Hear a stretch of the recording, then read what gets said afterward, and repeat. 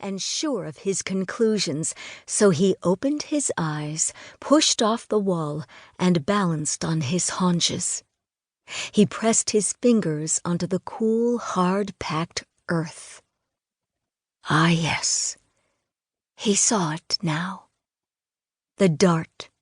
The tailor's trick of construction intended to draw attention to a woman's breast. The widest part hugged the graceful mound. The tip pointed right at the nipple. There wasn't more than 1 man in 1,000 who would notice such a thing, much less understand its true purpose. That dart, so absurdly basic, was a subliminal invitation to familiarity. Confident and in control again, he touched her purposefully. He didn't grasp or grope, yet she moved like she didn't like it. That pissed him off just a little, so he squeezed her hard and hoped it hurt. He would never know if it did, and that was more the pity. He liked the symmetry of cause and effect. Certainly that's what had brought them to this place. She was the cause of his torture, and she would have to deal with the effect of her actions. Disgusted that he had wasted precious time, he pushed himself up and kicked at her foot. She didn't move.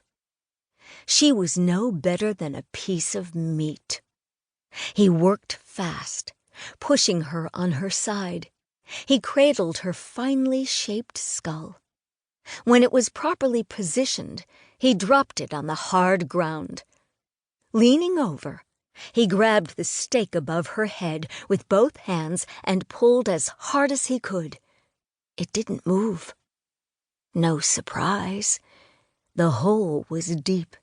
The concrete was set, and the wood was too thick to break, too wide at the top for the rope to slip off. His hard work had paid off.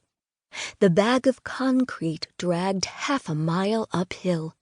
The water carted from the creek 1 mile in the other direction, the patient whittling of the wood itself. He had battled the thin air and the crushing September heat that rested atop the mountains and smothered the city below. Now that it was done, though, he realized how much he hated this place. There was a spiritual residue here that fanned his spark of uncertainty. He shivered. He hoped God wasn't watching. Gone. Banished. Think on it no more. Sin, immorality, cruelty were not words he would consider. He had chosen this place precisely because it was ugly and horrid. No one had a better purpose for it than him. Pulling his lips together, he put his knee into her stomach, crossed her wrists, and yanked her arms upward. They slipped through his grasp. Good grief, he muttered. Practice had gone smoothly, but the reality was that limp arms and smooth, slender wrists slipped away before he could get the rope tight enough to hold her. She groaned, and that made him afraid. Beads of sweat became rivulets. His shirt was soaked. He would throw that shirt away. He would cut it up and throw it away.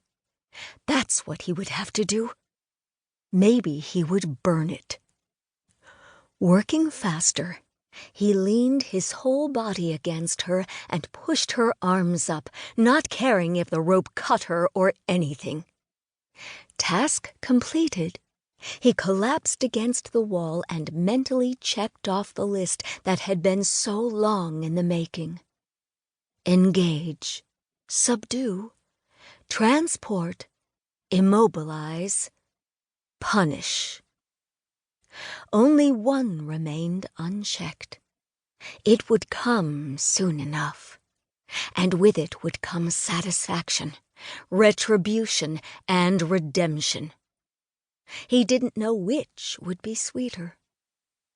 A water bottle was placed near enough for her to drink from it.